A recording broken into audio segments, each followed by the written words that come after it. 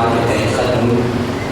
آج کی یہ مجلس اعظم قرآن مجید برہان رشید کی ایک مستقل آیت پر ایک مستقل موضوع کے تحت اپنے سلسلہ گفتگو میں داخل ہو چکی ہے، اور جس آیت کو آپ حضرات کے سامنے میں نے تلاوت کیا ہے یہ قرآن مجید کے سورہ مبارکہ یوسف کی آیت نمبر 108 جس میں پروردگار اپنے دین کی طرف تبلیغ کرنے کا ایک اصول بھی بتا رہا ہے اور اپنے دین کی طرف بلانے والوں کی تعداد بھی بتا رہا ہے کہ میرے دین کی طرف بلانے کی اجازت کس کس کو ہے، کون کون میرے دین کی بات پہنچا سکتا ہے۔ ارشاد ہوا بسم اللہ الرحمن الرحیم، قل اے میرے نبی ان سے کہہ دو۔ یہ قرآن مجید کا کوئی پہلا مقام نہیں کہ جہاں پر آیت لفظ قل کے ساتھ شروع ہوئی ہے، کتنی آیتیں قرآن میں ایسی ہیں کہ جو لفظ قل کے ساتھ شروع ہوئی ہیں۔ اب وہ آیتیں ذہن میں ہو نہ ہو، چار قل تو سب کے ذہن میں ہے، چار قل تو سب کے ذہن میں، قل هو اللہ احد، قل یا ایھا الکافرون، قل اعوذ برب الفلق، قل اعوذ برب الناس، یہ چار قل تو سب کے ذہن میں ہیں۔ قل کا معنی ہے کہہ دو، فرما دیجئے، بتا دیجئے، پہنچا دیجئے، جو بھی لفظ آپ کہیں۔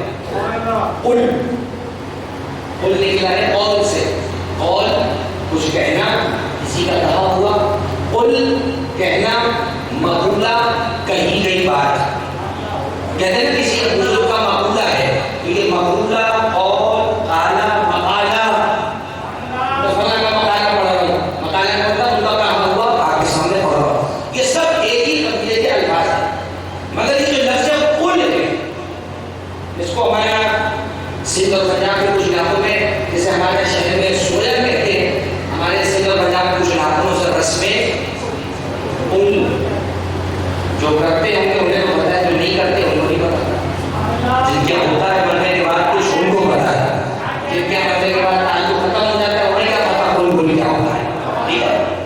تو بھائی یہ لفظ قل، قل کا معنی بھی یہ ہے کہ نیچے بنا دیجیے، یہ لفظ قل جو ہے یہ کیا ہے، کیا لفظ ہے، گرامر کے اعتبار سے کیا ہے، اللہ نے اس کو قرآن میں بتایا ہے۔ انگریزی گرامر کے اعتبار سے اسے کہا جاتا ہے امپیریٹو سینٹینس، اردو میں کہا جاتا ہے حکمیہ جملہ، عربی میں کہتے ہیں صیغہ امر، حکم دینے کا جملہ۔ آپ دیکھیں لفظ قل میں حکم موجود ہے، قل اے حبیب فرما دیجیے، کہہ دیجیے، ٹھیک ہے۔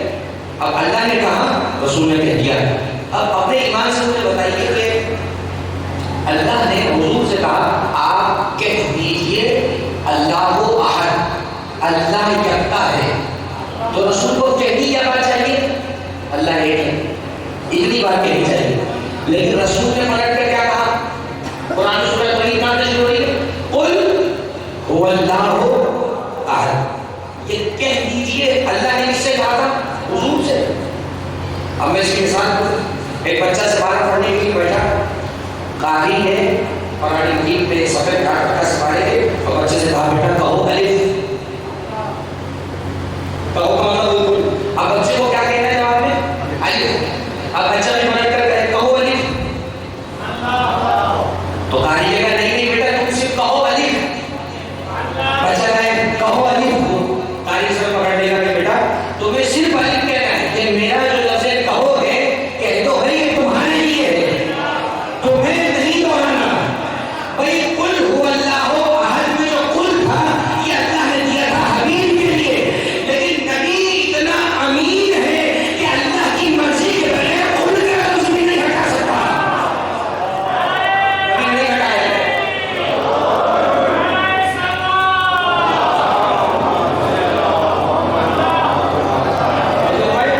دیکھیں میں نے مثال اتنی آسان دے دی کہ بچہ بھی سمجھ جائے اور بڑے بھی منٹ تک کی بات پہنچ جائے۔ تو یہ جو لفظ قل تھا قرآن مجید میں یہ حضور کے لیے تھا، پہلی بات کہہ دیجیے، تو حضور سے کہہ دیتے اللہ وہ اللہ یہ کہ بات پہنچ جائے، لیکن نہیں، رسول نے اللہ کا جملہ بھی دہرایا، قل هو اللہ احد، کہہ دو کہ اللہ ایک ہے۔ تو اس کا مطلب کیا ہوا؟ نبی اپنی مرضی سے لفظ قل بھی ہٹا نہیں سکتے، کیونکہ امین نبی ہے، امانت دار نبی ہے۔ مجھے آج تک یہ بات سمجھ میں نہیں آ پا رہی کہ جو نبی اپنی مرضی سے لفظ قل نہ ہٹا سکتا ہو، وہ اپنے بعد اپنی مرضی سے جانشین کیسے بنا لے گا؟ لفظ قل اس کو ہٹایا جا سکتا ہے، ٹیکنیکلی طور پر لفظ قل ہٹانے سے جملہ غلط نہیں، لیکن رسول اتنے امین ہے کہ اللہ کا قل بھی اپنی طرف سے نہیں ہٹائیں گے۔ یہ ہے رسول کا امین اور ثابت ہونا۔ سورہ یوسف کی آیت نمبر 108 جو میں نے پڑھی، یہ بھی شروع ہو رہی ہے لفظ قل سے، قل حبیب کہہ دو۔ اب حضور سے کہہ دیتے تھے کہ بھائی یہ میرا راستہ ہے، لیکن نہیں، حضور چونکہ امین ہے، حضور نے پورا جملہ دہرایا۔ قرآن میں آیت ہے سورہ یوسف آیت نمبر 108، قل ھٰذِہِ سبیلی، اے میرے حبیب ان سے کہہ دو یہ میرا راستہ ہے۔ ھٰذِہِ، ھٰذَا ایک ہی بات ہے، مذکر مؤنث کے اعتبار سے بدل جاتا ہے، کہہ دو یہ میرا راستہ ہے۔ ادعو الی اللہ، اب کہتے رہیے گا یہاں پر، میں اللہ کی طرف دعوت دیتا ہوں۔ بھائی دعوت کا نام تو سنا، دعوت وہ کھانے والی دعوت ہے، اسلام والی دعوت، تبلیغ، اسلام کی طرف بلانا لوگوں کو، شہر جانا اور لوگوں کو اللہ کا پیغام دینا، اسے کہتے ہیں دعوت ہے۔ حضور کہہ رہے ہیں ادعو الی اللہ، میں اللہ کی طرف پکارنے والا ہوں۔ کتنے ہو گئے پکارنے والے پہلے؟ ایک۔ حضور اللہ کے راستے کی طرف پکارنے کا حق رکھتے ہیں اللہ کی طرف سے، اور پھر اس کے بعد کہتے ہیں انا، یہ تو میں پکارنے والا ہوں، ومن اتبعنی، اور دوسرا میرے ساتھ بلانے والا اللہ کی طرف وہ ہے جو میری پوری اتباع کرتا ہے۔ توجہ رکھیے گا، بہت زیادہ زحمت گفتگو نہیں ہے انشاءاللہ۔ اب یہ بات کو اگلے کی بات کی جاتا ہے کہ وہ دوسرا کون نام نہیں کیا اس کا، لیکن اللہ کی طرف بلانے والے کتنے ساتھ پورا آیت سے؟ دو کے علاوہ کسی کو حق نہیں کہ وہ اللہ کے راستے کی طرف لوگوں کو بلائے۔ اللہ نے مجھے بلائے گا، اللہ نے تحقیق میں بولیں گے تم کیوں بلائے، تو مجھے کون بلانے والا؟ ہمارا دین ہے، ہم بتائیں گے تو کون بلائے گا اور کتنے بلائیں گے۔ ایک ہمارا نبی ہمارے راستے کی طرف بلائے گا، اور دوسرا وہ جو اس کی مکمل اتباع کرتا ہو۔ ایک قرآن کے مزاج کی طرف آپ کی توجہ دلا رہا ہوں، جوان دوستوں کی، بزرگوں سے مخاطب نہیں ہوں، دعاؤں کا طالب ہوں، پتہ ہے دعائیں دے بزرگ۔ قرآن کا مزاج بتاؤں کیا ہے؟ قرآن جہاں اختلاف سے بچانا چاہتا ہے وہاں نام غائب کر دیتا ہے، اور قرآن جہاں نام کے جھمیلوں سے بچانا چاہتا ہے نام ہٹا دیتا ہے، کام رکھ دیتا ہے، نام نہیں بتاتا، نام لیتے ہی نہیں۔ پورے قرآن میں کئی مقامات پر اللہ کا نام ذکر آیا یا اس کے رسول کا، ایسے کہہ کر آتاکم اللہ ورسولہ، اللہ اس کا رسول جو تمہیں دے۔ اللہ اللہ میں اختلاف، میں کوئی نہیں کہتا کہ اللہ ہوا اللہ سب کو بتائیے دے، رسول میں اختلاف نہیں، سب کو بتایا مدینے والے مصطفیٰ اور اللہ کے رسول ہے۔ اختلاف تو ہے مصطفیٰ کے بعد، اللہ نے کہا اب ہم نام نہیں بتائیں گے، اب ہم خصلتیں بتا دیں گے، خود ہی ڈھونڈتے رہو، خود ہی ڈھونڈتے رہو۔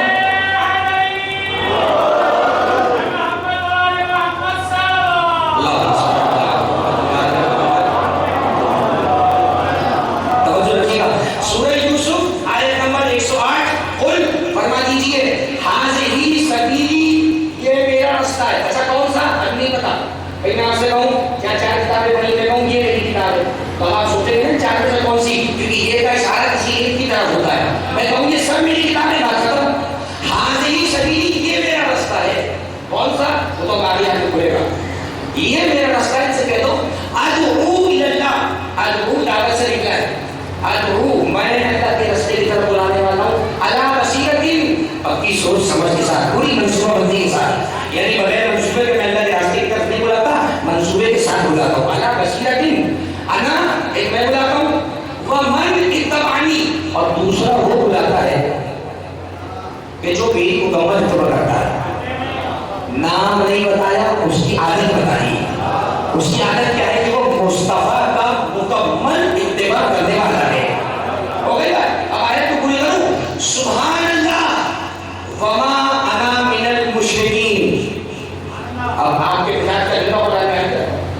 کیا کہا؟ سبحان اللہ.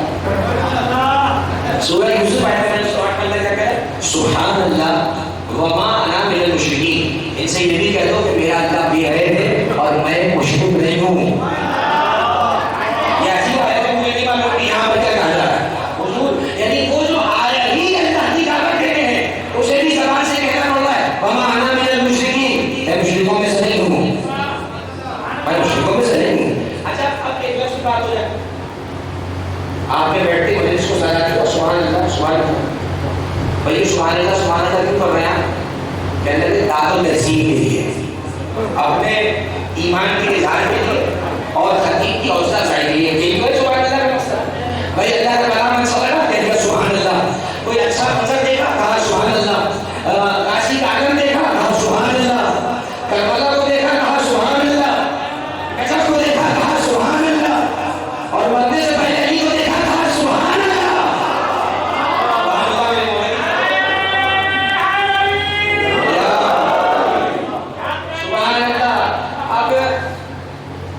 تصویر کتنے کرنے پڑتے ہیں؟ 3. اللہ اکبر الحمدللہ سبحان اللہ، 34 مرتبہ اللہ اکبر اور 33 مرتبہ الحمدللہ اور سبحان اللہ. اللہ اکبر اللہ کی حمد، الحمدللہ اللہ کی حمد، سبحان اللہ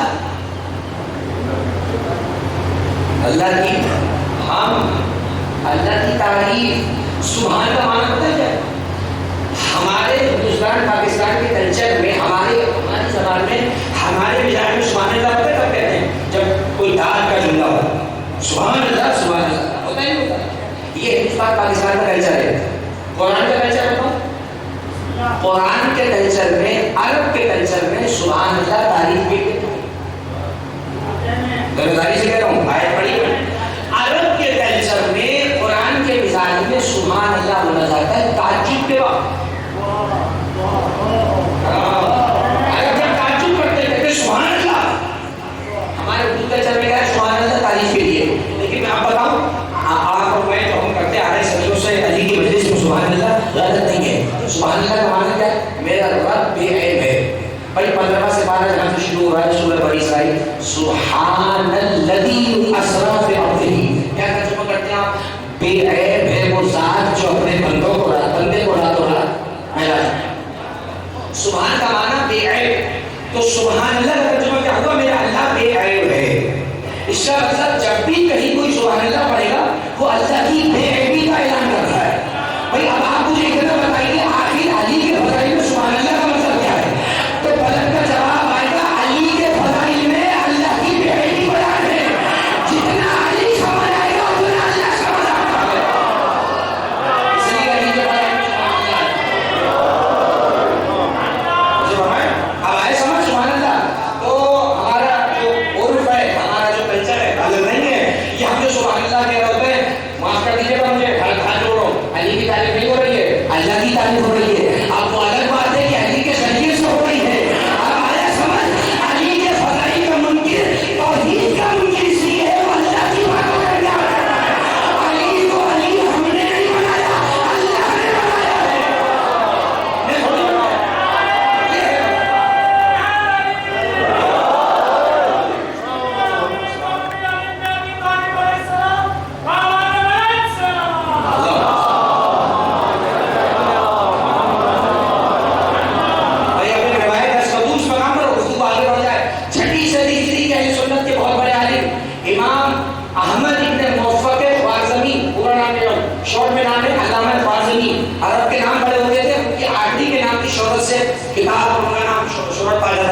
امام بخاری نام کا سے تھوڑی ہے، نام تو محمد ابن اسماعیل بخاری. سنا ہے کبھی نام کیا ہے؟ امام بخاری. اصول کافی والے کلینی اتنا بنا تھوڑی محمد ابن یعقوب کلینی. تو عرب کا مزاج یہ پورا نام نہیں دیتے، آخری کے نام سے مشہور ہو جاتا ہے. 6 صدی ہجری کا حنفی عالم اہل سنت کا امام احمد ابن موفق خوارزمی، اس کی کتاب ہے مناقب خوارزمی، یعنی پوری کتاب کی مناقب منفرد کی جمع اہل بیت کے فضائل پر پوری کتاب اہل سنت جو ساری نے لکھی اور اس کا ترجمہ بھی کراچی میں ہو گیا اور عربی میں وہ کتاب موجود ہے. کتاب کے پہلے صفحے پر جو حدیث امام احمد ابن موفق خوارزمی لے فضیلتاً من فضائل علی، جس نے میرے بھائی علی کی فضیلتوں میں سے ایک فضیلت کو کبھی پڑھ لیا زبان سے، ایک مرتبہ پڑھ لیا تو زبان کا کیا ہوگا؟ غفر اللہ الذی اتصفها باللسان، اللہ اس کے زبان کے سارے گناہوں کو معاف کر دیتا ہے۔ ایک دفعہ جو زبان سے علی کی بات کرے اس کی زبان کے سارے گناہ معاف۔ ومن نظر فضیلتاً الی فضائلہ، جس نے علی کی فضیلتوں سے ایک فضیلت کو دیکھا، غفر اللہ الذنوب التي اتصفها بالنظر، اللہ آنکھوں کے سارے گناہ معاف کر دیتا ہے۔ ومن سمع فضیلتاً من فضائلہ، غفر اللہ الذنوب التي اتصفها بالسمع، جو بیٹھ کے ایک فضیلت سنتا ہے کان کے سارے گناہ معاف کر دیتا ہے۔ ومن كتب فضیلتاً من فضائلہ، غفر اللہ الذنوب التي اتصفها باليد، جو علی کے فضائل میں سے ایک فضیلت کو کبھی لکھ دیتا ہے، اللہ ہاتھ کے سارے گناہوں کو معاف کر دیتا ہے۔ اب مجھے اپنے ایمان سے بتاؤ، ایک مرتبہ زبان نے علی علی کہا، زبان کے گناہ معاف، کان نے علی علی سنا، کان کے گناہ معاف، آنکھ نے علی کے فضائل کو پڑھا، آنکھ کے گناہ معاف، ہاتھ نے علی کے فضائل کو لکھا، ہاتھ کے گناہ معاف۔ ارے جس کی زندگی پوری علی علی میں گزر جائے اس کے سارے گناہ معاف ہو جاتے ہیں، کوئی گناہ نہیں بچتا۔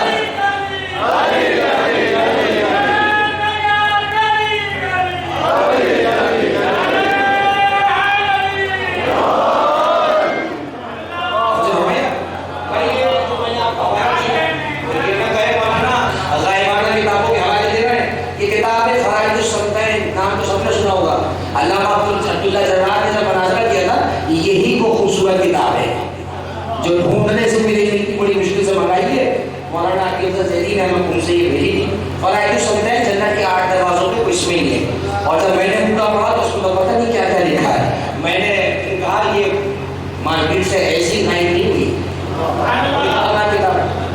من اعلام قرن سابق، 7ویں صدی ہجری کے اہل سنت کے چوٹی کے علماء میں سے ایک، یہ چل رہی ہے 14ویں صدی، آج سے 700 سال پرانا عالم اہل سنت کا، اور پہلی جلد ہے ابن عربی کی کتاب ہے، اور اس کے پہلے ہی صفحے پر یہ جو حدیث میں نے پڑھی، پہلے ہی صفحے پر یہ حدیث لکھا ہے، اور یہ صفحے پہ جو حدیث لکھی تھی اس کا۔ اچھا کمال کی بات کیا ہے، ہمارے بڑا مسئلہ ہے، جس کتاب سے فضائل پڑھتی جائے اس سے جان چھوڑانے کا طریقہ کیا ہے، کہتے ہیں ہماری نہیں ہے۔ میں نے کہا اس دن سے ڈرو جس دن ہم قرآن سے فضائل پڑھنے لگے،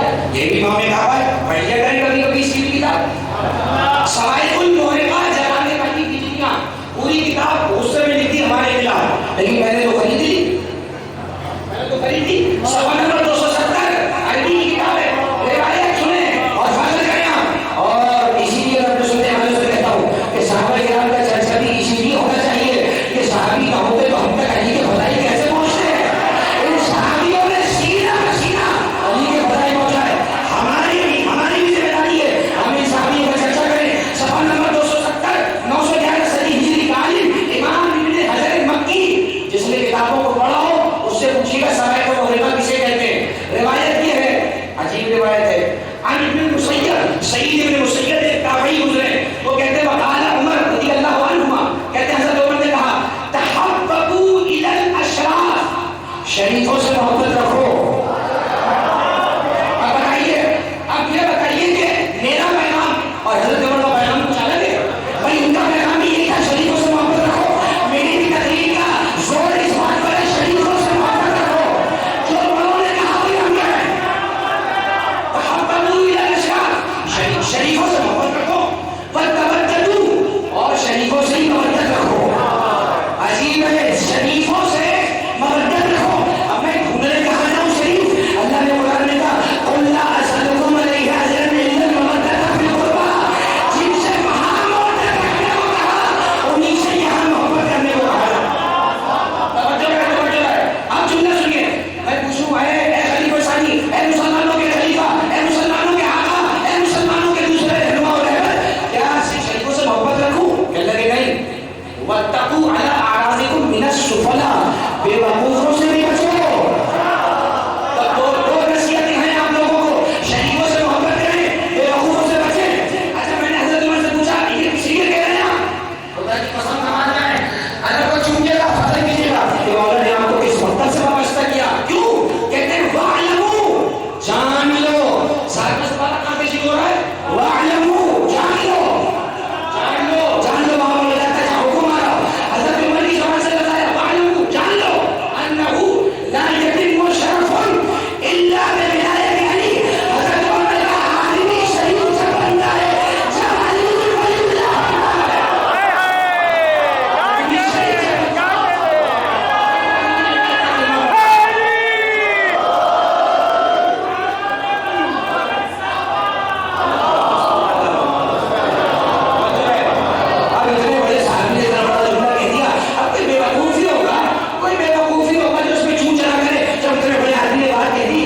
شریف ہوتا ہے ولایت علی کے ساتھ. آپ بہت آسان طریقہ کلمہ دیکھتے چلے جائیے. جن کا محمد رسول اللہ پہ رک جائے اس کا مطلب ابھی سفر میں ہے، اور جن کا علی بن ولی اللہ تک آ جائے اس کا مطلب اس سے بڑا شریف کوئی نہیں ہے.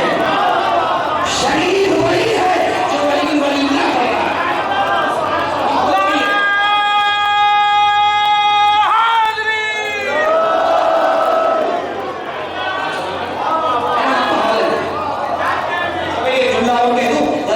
تکلیف ہٹ کر کراچی سے لے کر خیبر تک اتحاد کی بات ہو رہی ہے. باتیں کرنا بہت آسان ہے، ثابت کرنا بہت مشکل ہے. ہم نے دو کتابیں اٹھا کے دکھا کے پڑھ کے ثابت بھی کر دیا کہ اتحاد ہو سکتا ہے تو علی کے نام پر، علی کے نام پر جمع ہو جاؤ. جو لوگوں نے علی کے چرچے کیے پڑھ پڑھ کے سناؤ. دیکھو حضرت ابوبکر نے یہ کہا، حضرت عمر نے یہ کہا، اور اسی طریقے سے علی کے نام پر جمع ہوتے چلے جاؤ. اور جب علی کی باتوں پہ جمع ہو جاؤ گے تو بیکار کی باتوں کا وقت ہی نہیں بچے گا.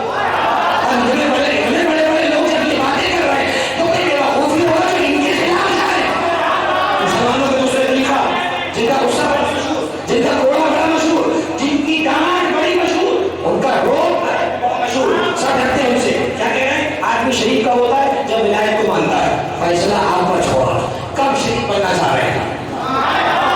آپ پہ کوئی زور زبردستی نہیں ہے کہ آج ہی شریف بن جائیں، کل بن جائیں، پرسوں بن جائیں، لیکن علی بن اللہ بڑے بغیر شریف نہیں بن سکتے.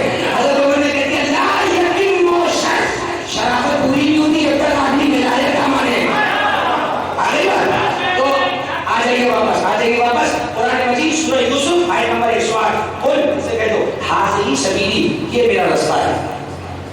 عربی میں راستے کے 3 لفظ ہیں.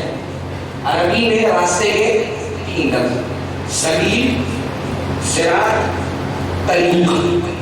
عرب کے ممالک کو جائیں تو طریق لکھا ہوتا ہے، طریق کہتے ہیں راستے کو، سبیل بھی کہتے ہیں راستے کو. قرآن مجید میں وَلَا تَقُولُوا لِمَن يُقْتَلُ فِي سَبِيلِ اللَّهِ، جو اللہ کے راستے میں مار دیا جائے. سبیل کا معنی بھی راستہ، صراط کا معنی بھی راستہ، طریق کا معنی بھی راستہ. لیکن قرآن مجید میں راستے کی جو لفظ آئے وہ 3 نہیں ہیں، 2 ہیں. ایک صراط آیا ہے قرآن میں، ایک سبیل آیا ہے. سبیل تو یہ میں نے پڑھ کے سنا دیا. صراط سب کو پتا کہ دیکھنا صراط ہے. اب میں نے کل کی جملہ کہا تھا آپ سے، میری مجبوری ہے کہ میں مدرسے کا ہوں تو اب جو پڑھا ہے وہ آپ کو سناؤں گا نا، استاد کو تھوڑی سناؤں گا، دوستوں کو سناؤں گا. تھوڑی دیکھو میں نے جو پڑھا ہے وہ سنا.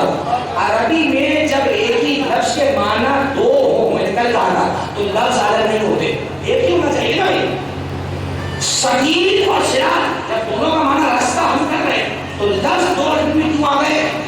اب آسان لفظوں میں سنتے دوستوں کو کہہ رہا ہوں، جب اللہ کی طرف سے رستہ بندوں تک آئے تو اسے کہتے ہیں صراط، اور جب بندوں کی طرف سے اللہ تک جائے اسے کہتے ہیں سبیل۔ آپ توجہ ہے، اللہ کی طرف سے محمد تک آؤ تو صراط مستقیم، اور محمد کی طرف سے اللہ تک جاؤ تو سبیل۔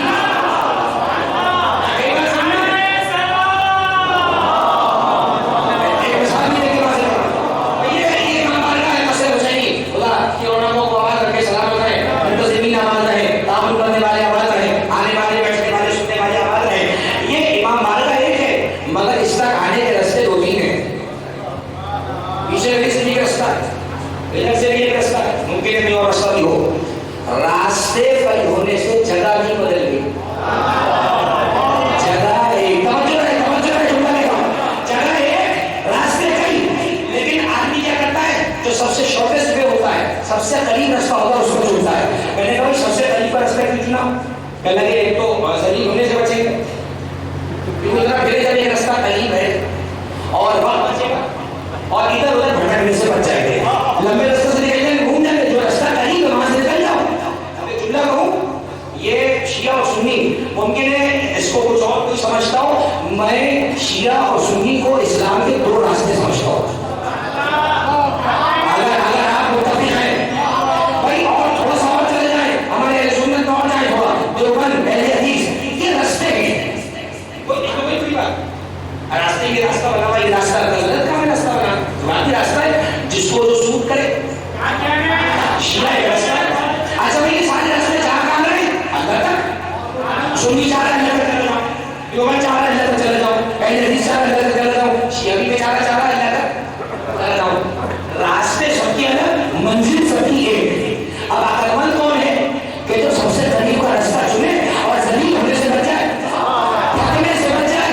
بھائی ہمارا رسول صرف اتنا ہے، ہم نے وہ راستہ چنا جو علی کے ذریعے سے اللہ تک جاتا ہے، سب سے قریب بھی ہے، ذلت سے بھی بچانا۔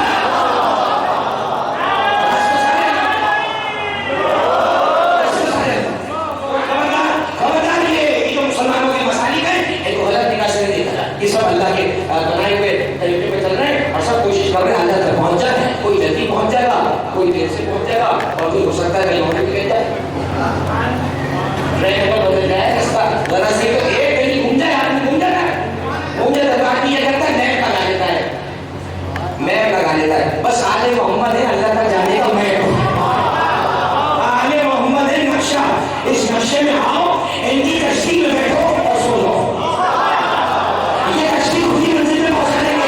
نہیں کہا تھا میرے حضور نے مسئلہ والوں کا دین کا مسئلے سفینہ میں دو، میرے اہل بیت نور کی کشتی کی طرح ہے۔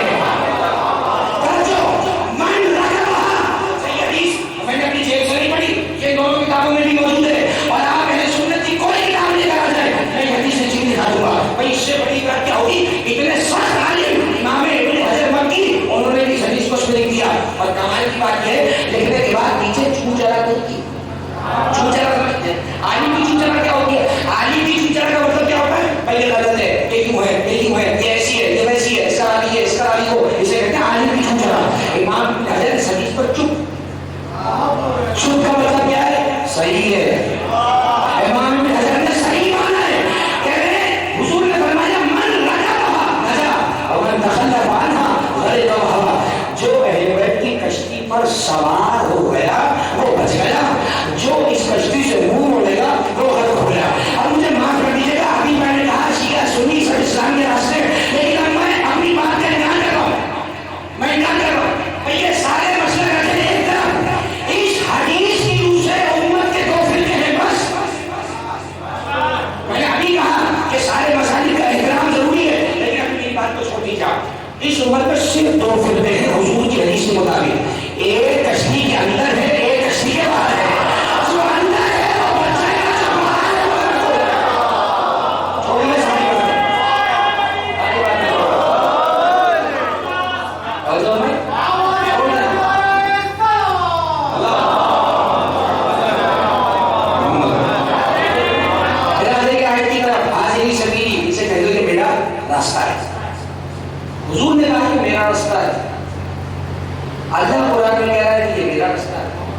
قرآن کہہ رہا ہے میرا راستہ ہے، اور حقیقت میں راستہ کس کا؟ ایک کا ہوگا کسی کا، یہ تو ہو نہیں سکتا آپ کے ہمارا میرا بھی میرا بھی میرا بھی سکتا، ایک کا ہوتا ہے، سب کا تھوڑی ہو گیا۔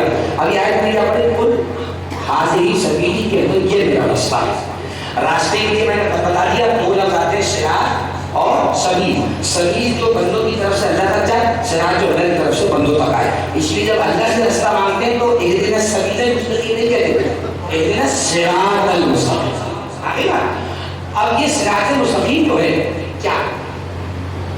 جتنے منہ اتنی باتیں، میں یہ معاملہ تو سنا ہے، جتنے منہ اتنی باتیں، جتنے مولوی اتنی رائے۔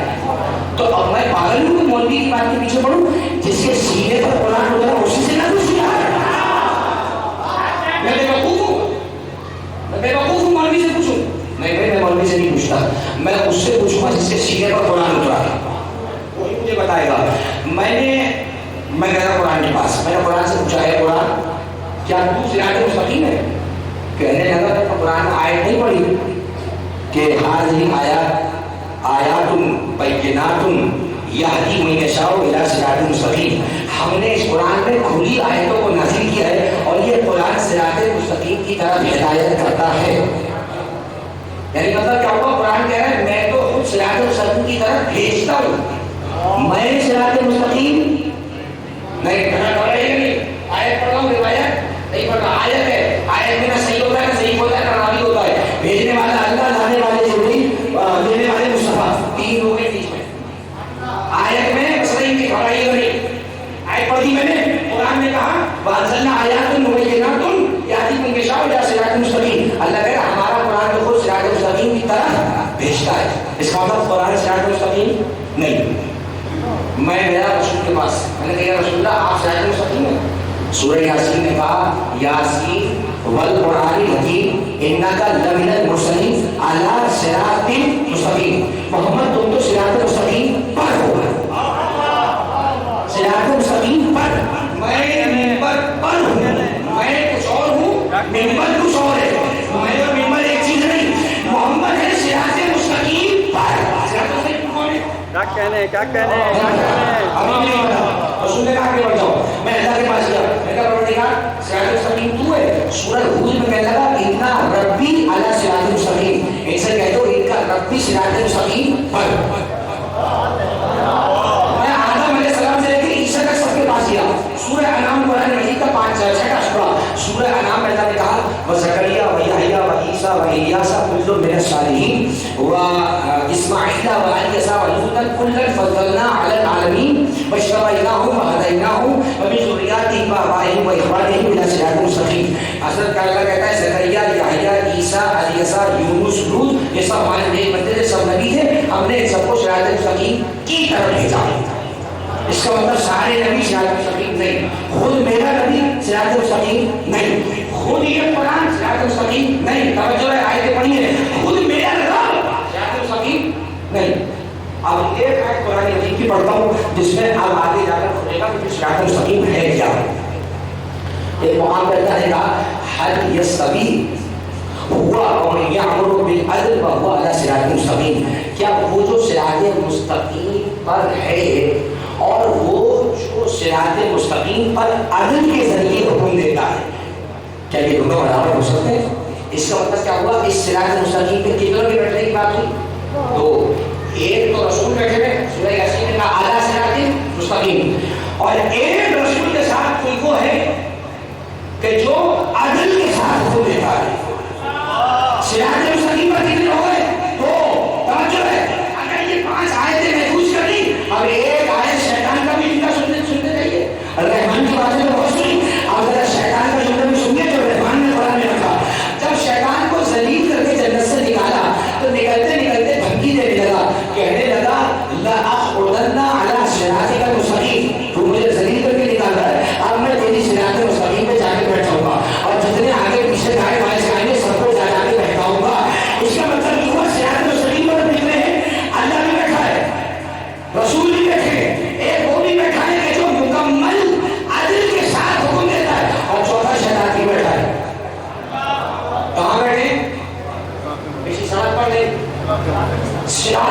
المستقیم پر.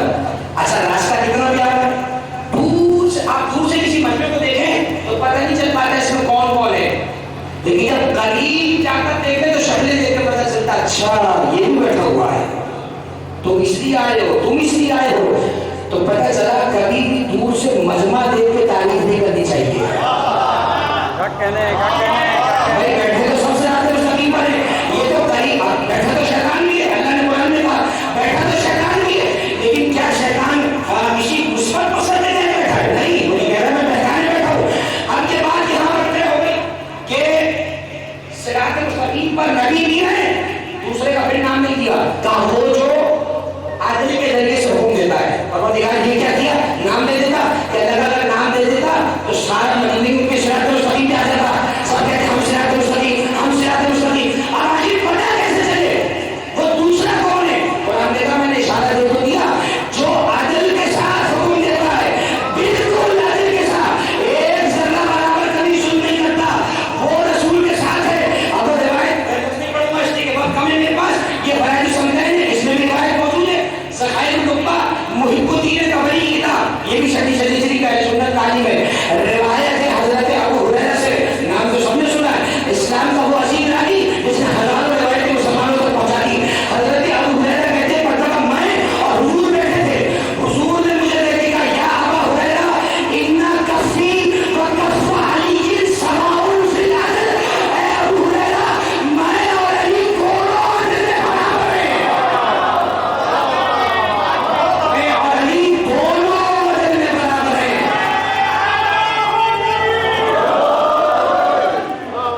توجہ فرمائی آپ نے, توجہ رکھیے گا, بالکل اختتامی مراحل کے قریب ہو رہا ہوں. تو اب آیت میں ادھر کہا یہ ترجمہ تفسیر کیسے ہوتی ہے. اللہ جو بات بولے محمد کی زبان سے اس کی تفسیر لے لو, اس کو کہا جاتا ہے. اللہ نے نام نہیں بتایا, اللہ نے کہا ایک میرا رسول ہے صراط مستقیم پر, دوسرا وہ ہے کہ جو عدل کے ساتھ حکم دیتا ہے. حضور نے بتا دیا, حضرت ابو ہریرہ کی زبان ہم تک کیا پہنچا کہ حضور کا اور مولا جی کا ہاتھ عدل میں برابر, بالکل برابر. اچھا آپ نے مثال دوں کتنے لوگ بیٹھے, ہاتھ سب کا برابر ہو, لیکن حضور کے لانے کا سب مٹھی سے اٹھائیں تو کسی کی مٹھی میں برابر کھجور یہ کتنی بات ہے, ایسا ہی نہیں.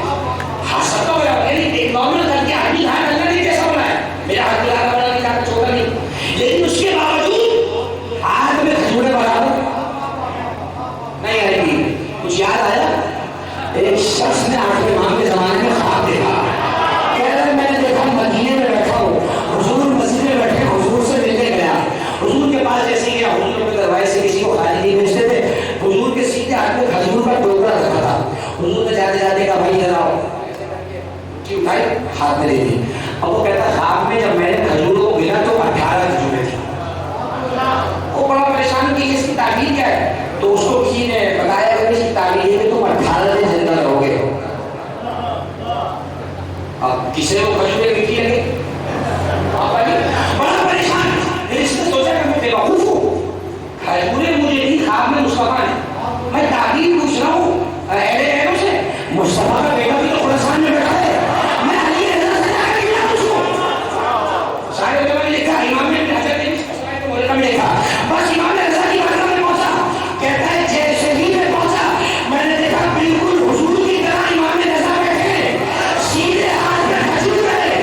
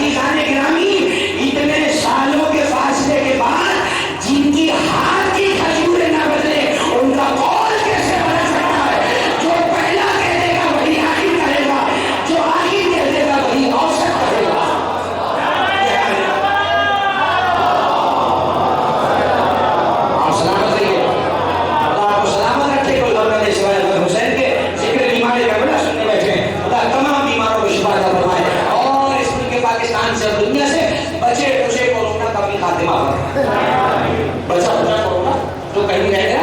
خدا اس مجلس کے صدقے بھی اس کا خاتمہ فرمائے. یہ ذکر حسینی تو تھا جس کے صدقے میں مجھ سے کورونا گیا ہے. رمضان میں ہم نے کہا جلوس ہوگا, ہم نے کہا مجلس ہوگی, کورونا خود ہی چلا گیا. اس نے کہا اس سے پہلے سے عید ہو چلے جاؤ, آج سانس کر گیا. اب جب محرم آیا کورونا دیکھا بھائی روز 2 مہینے 8 دن کی مجلس ہے, اب کون روز روز زندگی ہو, چلو چلے ہی جاتے ہیں. آئی بات سمجھ میں, آل محمد کا ذکر شفا ہے. نوازے کے صدقے میں کورونا چلا گیا, نوازے کی مجلس بھی ہو رہی ہے, نانا کا بھی آخری ہوگا, نانا کا بھی آخری ہوگا. بس اختتام کی بری جا رہا ہوں تو آپ نے توجہ فرمائیں. آل محمد انہیں کہتے ہیں جن کی ہاتھ کی انگلی بھی نہ بدلے. صراط المستقیم پہ کتنے بیٹھے؟ 2, ایک رسول, دوسرا علی, دوسرے مولا علی بیٹھے. عزیزان گرامی, صراط المستقیم ہے سورہ فاتحہ کے اندر. صراط المستقیم ہر نماز میں سورہ فاتحہ پڑھنا لازم ہے, فرض ہے. سورہ فاتحہ کے بغیر نماز نہیں. حتیٰ کہ نماز تہجد میں بھی جو 11 رکعت فطر ایک پڑھتے ہیں اس میں بھی سورہ فاتحہ ہے. اور اس میں مانگو اللہ سے اہدنا الصراط المستقیم, مجھے دکھا سیدھوں کا رستہ, قائم رکھ مجھے سیدھوں کے راستے, اس راستے پر کہ جو تیرا رستہ ہے, سیدھا رستہ ہے. تو صراط المستقیم پر ایک نبی ہے اور ایک علی ہے, اور شیطان بھی وہاں بیٹھا ہے. آپ منصوبہ سمجھ آیا شیطان کا؟ کوئی جملہ کہہ رہا ہو جائے گا, بہت ہستگی کے ساتھ, اور تقریر ختم ہو جائے گی اس مقام پر. صراط المستقیم پر نبی بھی علی بھی, اور شیطان نے کہا میں نہیں بیٹھا ہوں. اب شیطان کے بہکانے کے 2 رستے ہیں. بہکانے بیٹھا ہے نا, تو جب بہکانے بیٹھا تو وہیں تو بہکائے گا, وہیں تو منصوبے بنائے گا. صراط المستقیم پہ رسول بھی, علی بھی, شیطان بھی, وہ بھی بیٹھا ہوا ہے. اب شیطان جب بھی کسی کو بہکانا چاہتا ہے, خدا کی قسم کچھ نہیں کرتا, یا تو نبوت میں شک کرا دیتا ہے یا ولایت کا انکار کرا دیتا ہے. اس کا کام اس کا کام خدا ہو جاتا ہے. وہ کچھ نہیں رہتا, میں نے کہا نبوت ضائع کروا دی یا ولایت سے ہٹا دیا. یہ مجلسیں تجدید عہد ہیں, وعدہ ہے مولا سے, مولا ہم نہ نبی کی نبوت چھوڑیں گے نہ علی کی ولایت چھوڑیں گے. ہوئے گا بس یہی میرا بیان تھا. خدا آپ کو کوئی قول نہ سوائے حسین کے. علی کی بات ہو رہی تھی, علی علی, اور آج اس کا ذکر سننے بیٹھے ہیں وہ بھی تو علی ہے, علی ہے. ابھی میں 2 منزل مسائل شروع ہوں, 2 منزل, وہ بھی علی ہے. نام علی ابن الحسین, حسین علی کا بیٹا, علی حسین کا بیٹا. اس گھر میں جو بھی ملے گا علی ملے گا. مسلح کو دیکھو تو مسلح کہے کہ زین العابدین ہے, سجدے کو دیکھو تو سجدہ کہے سید الساجدین ہے, صبر کو دیکھو تو صبر کہے امام الساجدین ہے, توحید کو دیکھو تو کہے توحید کا علمبردار زین العابدین ہے. 23-24 سال کا سن ہے میرے امام کا, جوان تو نہیں, لیکن جوانی میں اس امام کی پشت کو خمیدہ دیکھا گیا, جھکا ہوا دیکھا گیا. 24 سال جوانی کا سن ہوتا ہے. خدا آپ کو سلامت رکھے. آپ سب امام کی میڈیا کرنے آئے, دور دور تک بیٹھے ہوئے, خدا آپ کو سوائے وقت حسین کے. جناب زہرا آپ سے راضی رہیں, اس لیے کہ آج بیمار امام کا ذکر ہے. جناب زہرا آج بھی آئی ہیں, مگر آج حسین ابن علی کو بھی ان کے بیمار بیٹے کا بھروسہ پیش آ رہا ہے. وہ امام کے جو خود بیمار رہا مگر آج تک اپنے تابوت سے شفائیں بانٹ رہا ہے. ابھی تابوت برآمد ہوتا ہے امام کا, میری گزارش ہے, بیمار ہے تابوت کی پائیدی سے نپٹ جائیے گا. مولا آپ کو آپ کی بیماری کا واسطہ, ہمیں شفا دیجیے. مولا آپ تو باب حاجت ہیں, آپ تو حاجتوں کا دروازہ ہے, آپ اللہ کا دروازہ ہے. مولا حاجت نہ بھی بتاؤں, مجھے پتا ہے مولا حاجتوں کو پورا کر دے, اور جب حاجتوں کو پورا کر لے تو پھر کل تو امام کی شہادت کی تاریخ ہے, اور جس کے گھر میں میت ہو جائے ان سے کچھ مانگا نہیں جاتا, انہیں دیا جاتا ہے.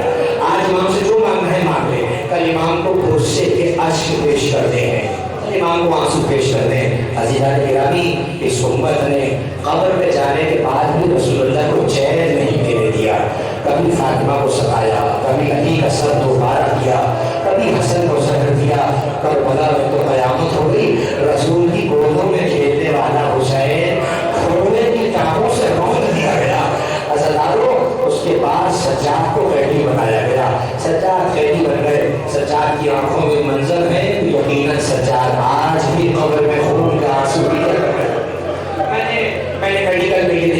میں نے پڑھا آنکھ کی بیماریوں میں بتایا جاتا ہے کہ جب آنکھ بیمار ہونا شروع ہو تو سب سے پہلے انسان کی آنکھ سے آنسو بہتے ہیں، جب گریہ شدت کو پہنچ جائے تو آنسو خشک ہو جاتے ہیں، ایک خاص قسم کی رطوبت بہنے لگتی ہے جس سے آنکھ ختم ہو جاتی ہے آہستہ آہستہ، اور جب وہ رطوبت بھی بہنا بند ہو جائے پھر آنکھ سے خون نکلنے کی ابتدا ہوتی ہے، اور یہ بیماری سائنس میں موجود ہے۔ اس کے بارے میں سائنسدان یہ بتاتے ہیں کہ جب دل پر غموں کا بوجھ بڑھ جاتا ہے اور جب آنکھ برداشت نہیں کر پاتی تو پانی